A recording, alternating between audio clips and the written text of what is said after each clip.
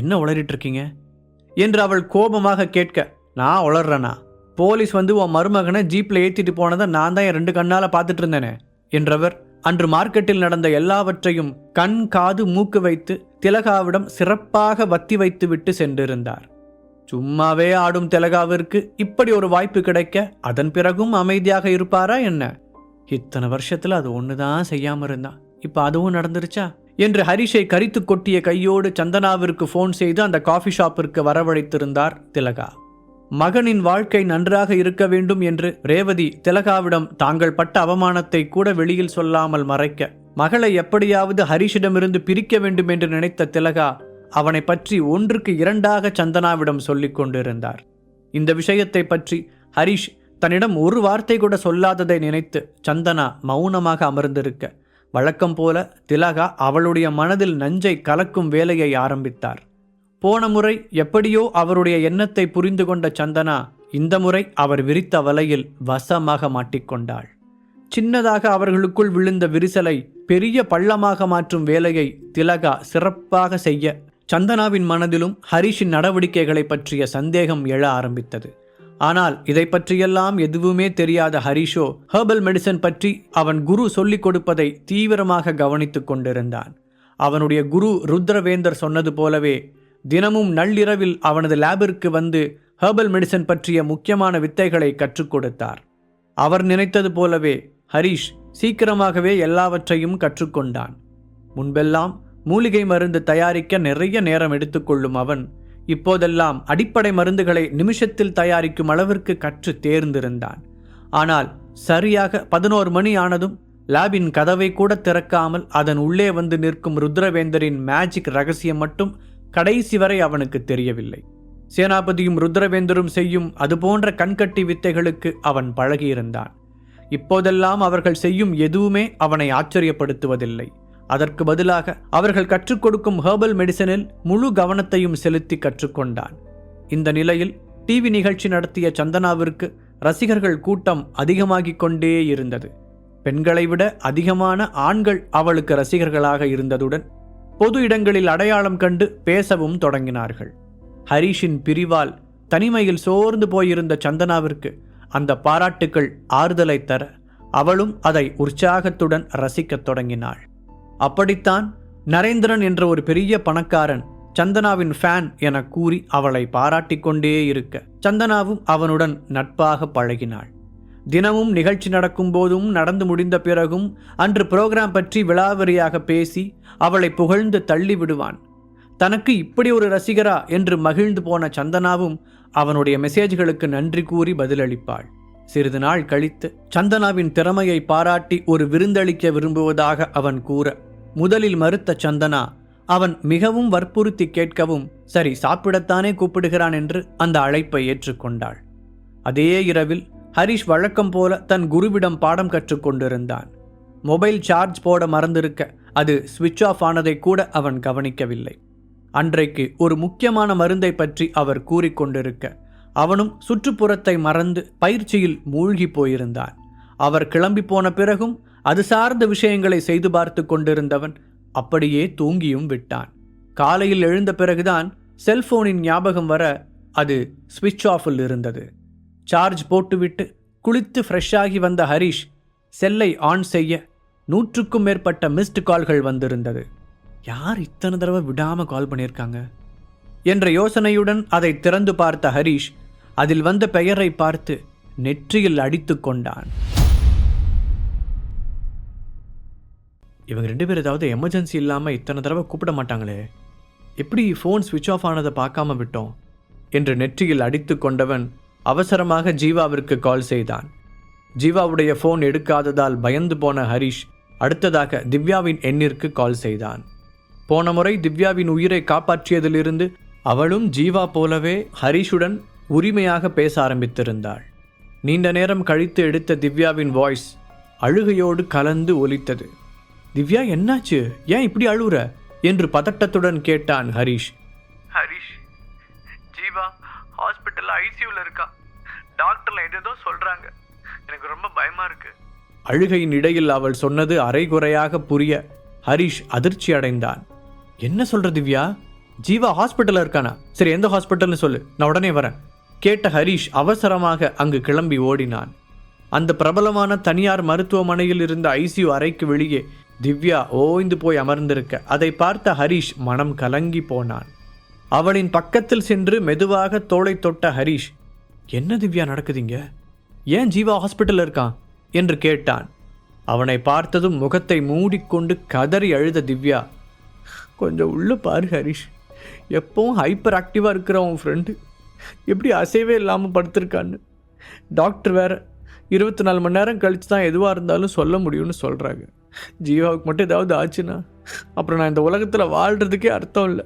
திவ்யா உடைந்து போய் அழ ஹரிஷ் என்ன சொல்லி அவளை சமாதானப்படுத்துவது என்று தெரியாமல் தவித்தான்.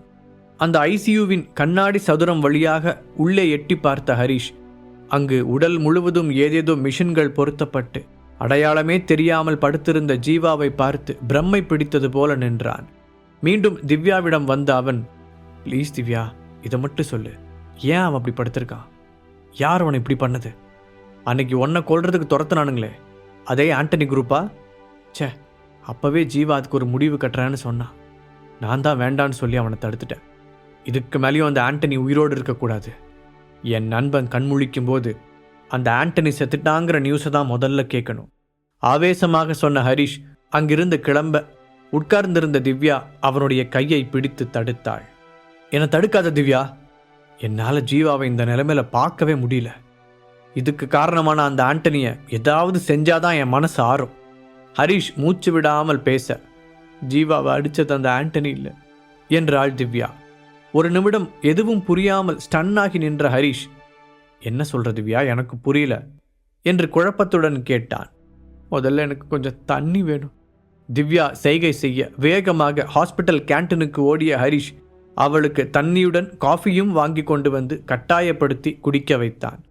கொஞ்சம் ஆசுவாசம் அடைந்தவள் மீண்டும் அழத் தொடங்க, ப்ளீஸ் திவ்யா, என்ன நடந்துச்சுன்னு நீ அழாம சொன்னாதானே என்னால் புரிஞ்சுக்க முடியும் என்று ஹரிஷ் கெஞ்சலாக கேட்டான்.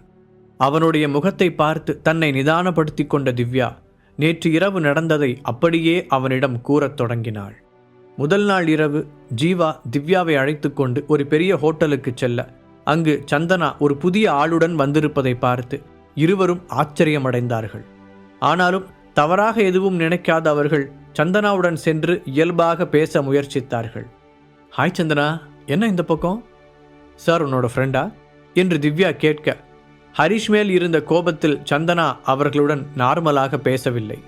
ஆமா என்று தலையை மட்டும் ஆட்டிய அவள் சங்கடத்துடன் முகத்தை திருப்பிக் கொள்ள கூட இருந்த அந்த நரேந்திரன் அவர்களை கோபமாக முறைத்தான். என்ன சந்தனா, உன் ஹஸ்பண்டை இப்பெல்லாம் அதிகமாக பார்க்கவே முடியல, ரொம்ப பிஸியாக இருக்கானா? ஜீவா சாதாரணமாக கேட்டான். ஹரிஷுக்கும் சந்தனாவிற்கும் இடையில் ஏதோ சரியில்லை என்று தெரிந்தாலும் ஜீவா வேண்டுமென்றேதான் ஹரிஷின் பேச்சை எடுத்தான். அவனுக்கு ஏனோ சந்தனாவின் கூட வந்திருந்தவனை சுத்தமாக பிடிக்கவில்லை. ஆனால் ஜீவா கேட்டதற்கு தெரியாது என்று அவர்கள் முகத்தில் அடித்தது போல பதில் சொன்னாள் சந்தனா. என்னாச்சு சந்தனா, உனக்கும் அவனுக்கும் மறுபடியும் ஏதாவது பிரச்சனையா? நீ இங்கே வந்திருக்கிறது அவனுக்கு தெரியுமா? மனது கேட்காமல் ஜீவா கேட்க திவ்யா அவனை தடுக்க முயற்சித்தாள்.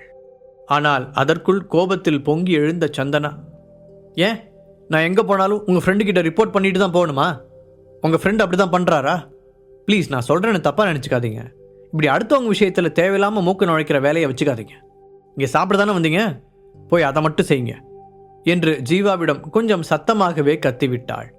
இதுவரை ஜீவாவின் முகத்திற்கு நேராக யாரும் இப்படி பேசியதில்லை என்பதால் அவனுடைய முகம் அவமானத்தில் கருத்து போனது.